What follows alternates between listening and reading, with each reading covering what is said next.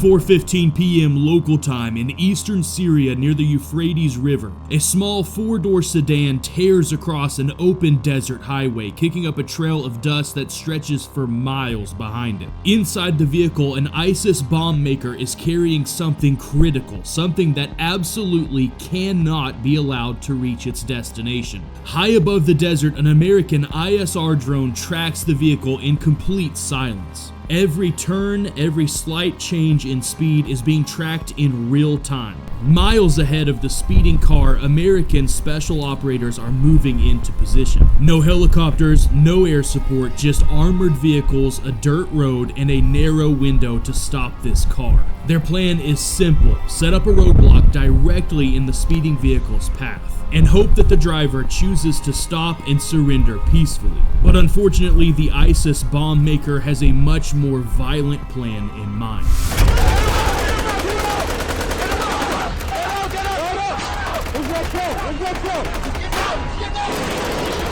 By late 2018, ISIS had lost most of its territory, but it hadn't lost its network. Cells still operated in the shadows, moving weapons, money, and intelligence between the last remaining strongholds. And they relied on one thing more than anything else: carriers, men who could move quietly, blend in, and carry critical information across long, exposed stretches of desert. But US intelligence quickly became very proficient at finding these carriers. Using signal intercepts, human sources, and pattern of life analysis, they were able to quickly track down these carriers, and that's exactly what led them to this specific vehicle. A small four-door white sedan moving along a predictable route just outside the Euphrates River Valley. Not heavily guarded, not part of a convoy, which made it vulnerable but also dangerous, because if they were wrong, this was just another civilian vehicle on a war-torn road. So they watched for hours, tracking movement patterns, speed, stops,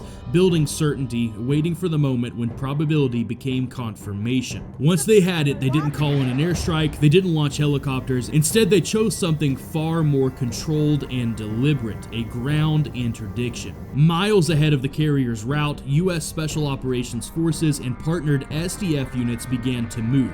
Not fast, not loud, just enough to get there first and then disappear into the terrain, because the key to stopping a moving target in open desert isn't speed, it's positioning and timing. The flat desert terrain offered no cover, no buildings, no alleyways, no second chances, just a long stretch of hard-packed road, cutting through open terrain with nowhere to hide, which meant if they were going to stop this vehicle, they had to control the road. The convoy moved in slowly. Inside the lead vehicle, the team leader watched the route on a tablet. A live feed piped down from the drone overhead. A blinking icon marked the carrier still moving, still committed to the road, and still completely unaware of the trap they were setting. The carrier was now just 6 minutes out from the convoy's position. That was enough time to set their trap, but barely. The team pushed ahead of the predicted route and began to slow, scanning the terrain not for cover but for control points. They didn't need to hide, they needed to shape what happened next. They found a slight bend in the road, not sharp, not dramatic, but just enough to break the line of sight at a distance. A driver moving fast wouldn't see everything at once, he'd see it in pieces. First one vehicle, then another, then the soldiers. By the time his brain caught up, he'd already be inside the trap. The lead vehicle rolled forward and turned slightly, angling across the road, not perpendicular, not fully blocking, just enough to interrupt the flow. The second vehicle moved into position, offset on the opposite side of the road. With the armored trucks now in position blocking the road, the dismount begins. One by one, boots start hitting dirt with soft, deliberate movements. No shouting, no wasted time. Everyone quickly moves into position, each man taking a sector of fire, covering angles that don't look like much, but together locked down the entire road. One operator moved slightly forward of the lead vehicle, just visible enough to be seen early, not hidden, not exposed, placed exactly where a driver's eyes would go first. Another shifted wider, watching the flanks, not for this vehicle, but for anything else that they might not see yet, because in this environment, you never assume that the vehicle is alone. Behind it all, a third armed armored truck stayed mounted, engines running, ready to move instantly. If the vehicle tried to break through, they'd pursue it, cut it off, and end it. This wasn't a static checkpoint. It wasn't meant to feel controlled. It was designed to feel uncertain and unclear, just enough confusion to slow down the decision-making process for the enemy. And in that hesitation, they would be able to take control of the situation. Overhead, the drone feed updated in real time. The car had maintained speed for miles, but now there was a slight change, a minor adjustment in pace. The car was now 3 minutes out. Inside the blocking position, everything tightened up. If you want to see the uncensored footage from this video that was too graphic for YouTube, our Patreon page currently has a whopping 90% off sale, so now is the perfect time to join and access our full library of uncensored footage. Their eyes shifted constantly between two things, the road ahead of them and the men beside them, because once this all started, there would be no communication, no long commands, just instinct and action. Dust on the road appeared first, a faint smear on the horizon, easy to miss if you weren't looking for it, but they were. The shape followed closely, a single vehicle moving steady, closing the distance rapidly. No deviation, no hesitation, still fully committed to the route ahead, still driving straight toward them. The ISIS carrier was now just seconds away from seeing the roadblock, and whatever decision he made next would decide how this all ended. As the roadblock suddenly comes into view, the driver lifts his foot off the gas just slightly. The car slows, not enough to stop, just enough to give him time to decide. Inside the blocking position, everyone sees it, the hesitation and the calculation. They know that in this moment, the ISIS carrier is deciding whether to comply or fight. The lead operator steps forward, arms raised, giving a clear signal to stop. For a split second, it looks like it's working. The car slows down, but then the engine surges again. The car lunges forward hard. Everything in the roadblock shifts in an instant. Almost simultaneously, you hear everyone's safety click off. The driver jerks the wheel hard, trying to brake left, forcing his way through the narrow lane, but the opening closes just as fast. The second armored truck rolls forward, cutting him off entirely, shrinking the open space down to nothing. But now, it's too late. He's fully committed, going too fast and too close to stop. The operators open fire on the speeding vehicle, rounds slamming into the front of the car. Engine, tires, windshield, glass explodes inward, metal sparks up, but the car keeps coming. The distance collapses rapidly, 10 meters, 5, then impact. The car slams into the front corner of one of the lead armored trucks, a violent crunch of steel on steel, the hood buckling upward, the entire frame jolting sideways. The massive armored truck barely moves at all, its mass absorbing the hit entirely, but the small four-door sedan is destroyed. For a split second, the car disappears entirely in dust and debris. The operators stay in their positions, taking cover behind the armored trucks, their weapons still locked in on the small car. But then suddenly, movement inside the cab. The ISIS carrier driving the car was killed on impact, but his passenger was still alive and now reaching for his weapon. The response from the American operators is fast and violent.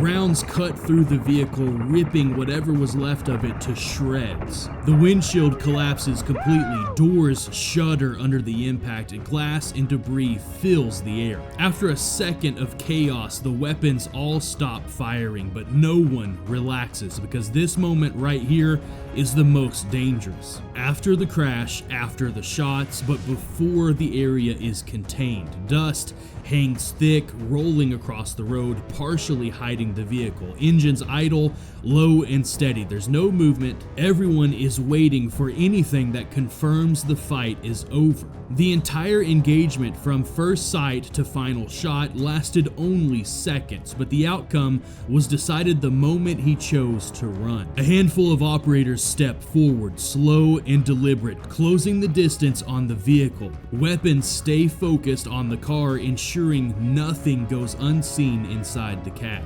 The rest of the operators hold security, watching the surrounding desert, not just the vehicle, because if this ISIS carrier had something of extreme value in this car, there is almost certainly reinforcements on the way. The car sits mangled against the armored truck, front end crushed inward, hood bent upward, engine compartment torn open and leaking. The windshield is completely gone, and what's left of the ISIS fighters inside is haunting. And with that, the situation is now fully under control, and the operation shifts to now searching the vehicle. There's no doubt this vehicle was transporting something of value to ISIS leadership. Now, they just have to find what it is. One by one, items are removed and packaged. Security around the perimeter remains tight, weapons still up, eyes still scanning the horizon, and the drone overhead continues watching for any enemy vehicles closing in on their position. Because even with the vehicle cleared, the mission isn't over. Not until everything here is understood, collected, and accounted for.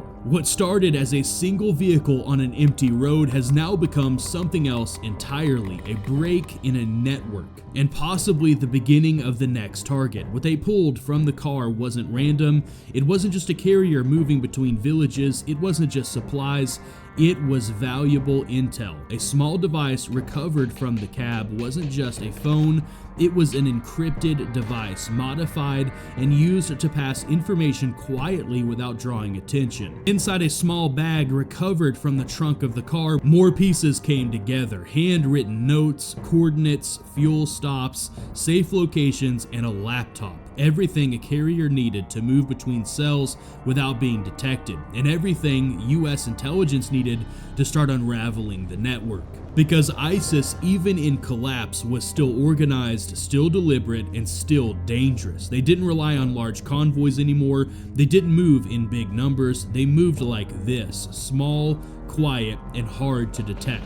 But now their hidden network was starting to get exposed. Every contact stored on that device became a lead. Every route a vulnerability, every name a future target. And that's how these operations worked. Not just force, not just speed, but pressure, relentless and precise. One interdiction leading to another, one capture opening doors to the next, until the network had nowhere left to hide. Back on the road, the scene begins to stabilize. Security remains in place, but urgency has shifted from survival to exploitation, from stopping a vehicle to understanding what it carried, because the real impact of this mission won't be measured by what happened here, but by what happens next. Somewhere else in the desert, another vehicle is already moving, another carrier following a different route, unaware that the network he depends on has just been compromised, and that somewhere overhead, he is already being watched.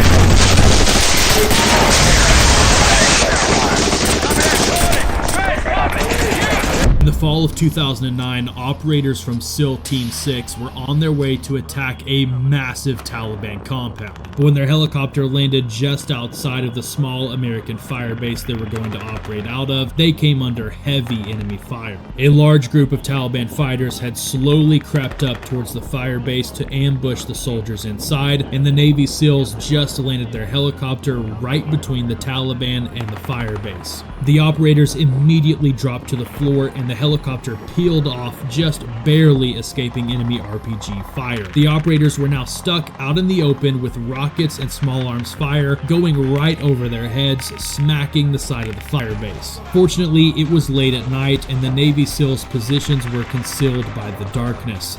But suddenly, massive flares shot up into the air, lighting the whole area up like the 4th of July. The enemy had tripped the perimeter alert system of the firebase, designed to alert soldiers inside of enemy presence and reveal the enemy's location. But now it was essentially putting a massive spotlight on the Navy SEALs who were trying desperately to hide on the wide open landing pad.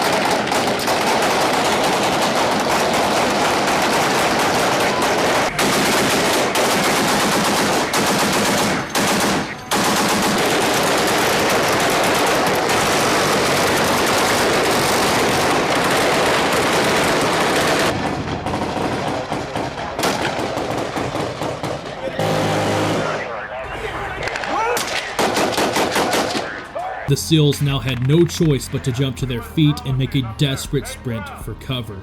They knew they were going to get hit at least a few times on the way, but if they stayed where they were as good as dead. Luckily, right as the SEALs began their desperate run for cover, the American soldiers in the firebase opened fire on the Taliban with everything they had.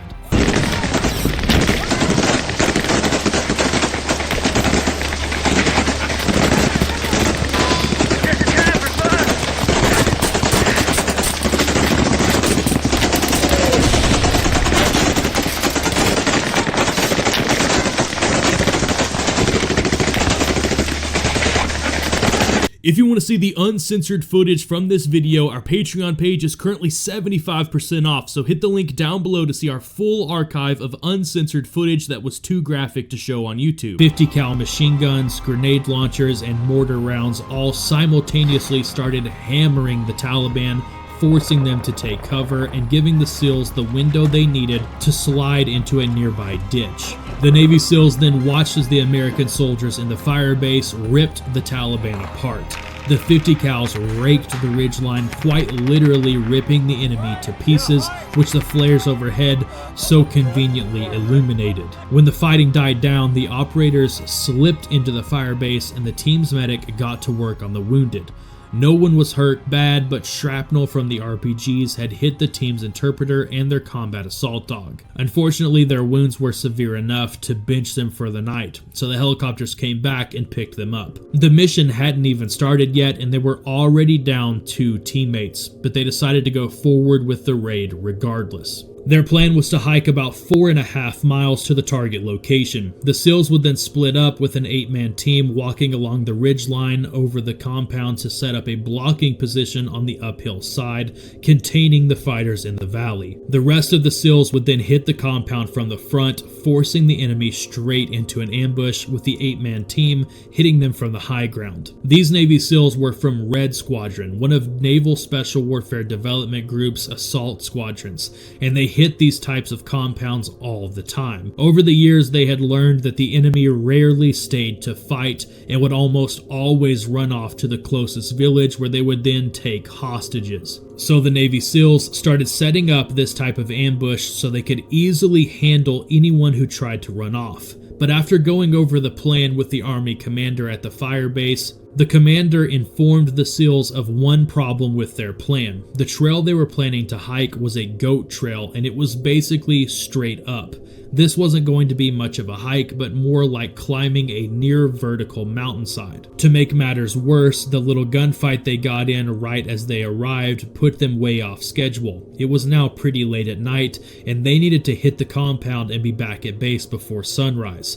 But the RB captain was now telling them they'd be lucky to even reach the compound before sunrise. So they decided to scrap the goat trail plan and just take the main road most of the way up the valley before splitting off. The only problem with this plan was that the Taliban constantly had scouts keeping eyes on the firebase to keep tabs on any American patrols. And these SEAL Team 6 operators didn't exactly look like your typical American soldier from this firebase, so they would definitely be clocked by any Taliban scouts in the area, compromising their entire mission. So they decided they would take 20 extra men from the firebase with them for the first half of the hike.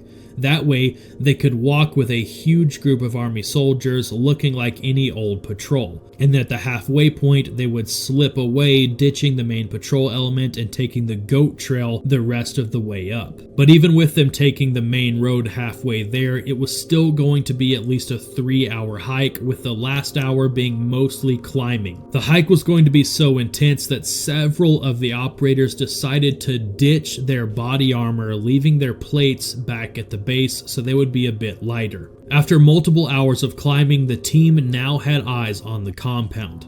There were 3 central buildings with a courtyard in the middle and several additional small structures scattered around the perimeter. Looking at the overwhelming number of structures in the compound, the team decided they would need to split off into 3 separate teams rather than just 2. Alpha team prepared to take the main target compound, while Bravo team focused on the southern compounds farther down the hill. And Charlie team took the high ground behind the compound to catch anyone trying to escape. With all teams now set in their positions, the troop chief spoke quietly over the radio. "Take it. Nice and slow." All together, the 2 assault teams moved in silently into the compound to hit their targets. When Alpha team reached their building, the front door was locked, so they quietly made their way around the back side of the building, where they entered the courtyard through a small gate. Fortunately, the courtyard was clear and the back door of the building was unlocked. As they stacked up on the back door, they could see the lasers from the team's snipers up on the hill scanning the windows above them. As Alpha team entered the building, they saw a man messing with a flashlight, so one of the SEALs quickly subdued him.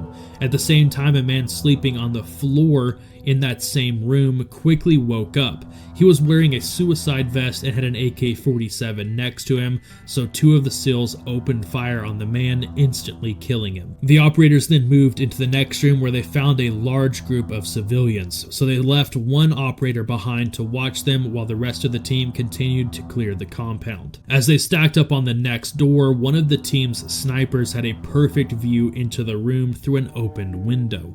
The sniper could see 6 Taliban fighters quickly grabbing their AKs and preparing to ambush the operators on the other side of the door. So the sniper opened fire on them through the window. Hearing the absolute chaos going on in the room, the operators on the other side of the door slowly cracked the door to see what was going on. Seeing the enemy fighters desperately scrambling for any cover they could find in the small room, the operators tossed a frag grenade through the crack in the door, shut the door, and then moved on to the next room. With the first floor now clear, the operators made their way up the staircase to the second floor. But as they approached the top of the staircase, the enemy fighters on the second floor started climbing out of the windows in hopes of escaping the certain death coming up the stairs. What those poor Taliban fighters didn't know is they were making themselves perfect targets for the snipers on the hill. The operators coming up the stairs could hear the sound of the suppressed shots, followed by the thump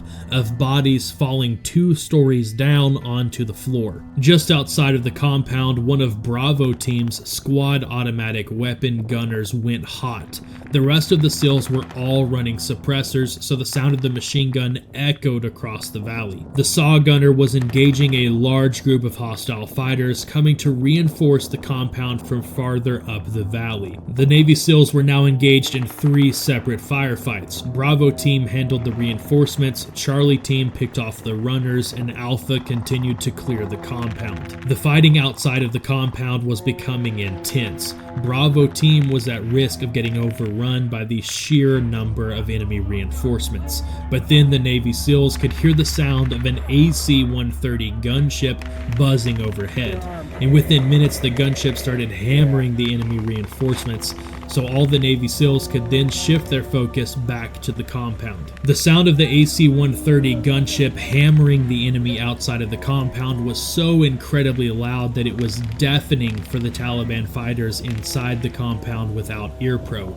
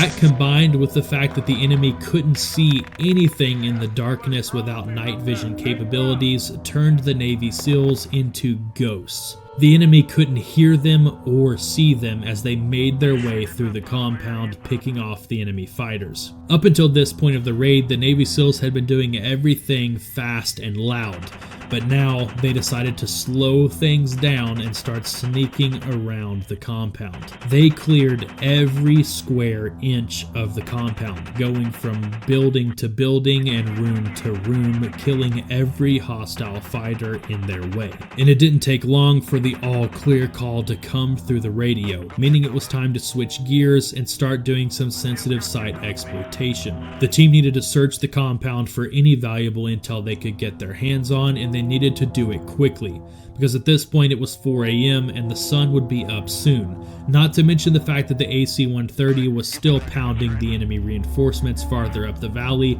with reports of even more hostile fighters on the way. So the Navy SEALs took photos of everything they could find and then piled up all the weapons and ammo in the middle of the compound and set explosive charges on a 5-minute delay. They then quickly and quietly snuck back out the way they came in, exiting the compound. As they raced down the mountainside, they heard the explosion of the enemy's weapons and ammunition being destroyed.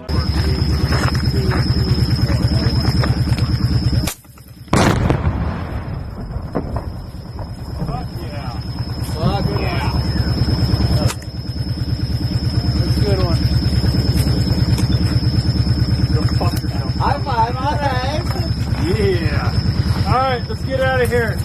Go. High five.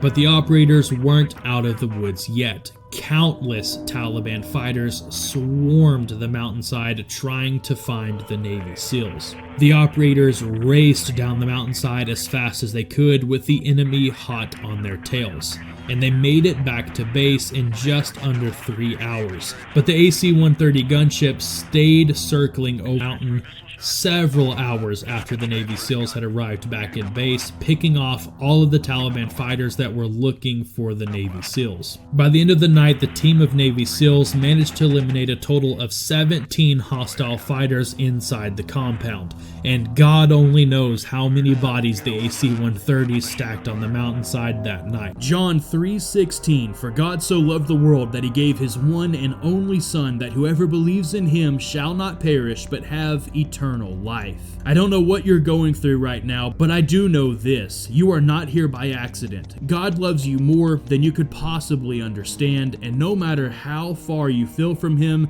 you can turn to him today. Not when you're perfect, not when you've got everything figured out, right now. All it takes is one simple prayer. Romans 10 verse 9 says, if you declare with your mouth Jesus is Lord and believe in your heart that God raised him from the dead, you will be saved. If you make that decision today, let me know down in the comment section below. I'd love to be praying for you and your family this week.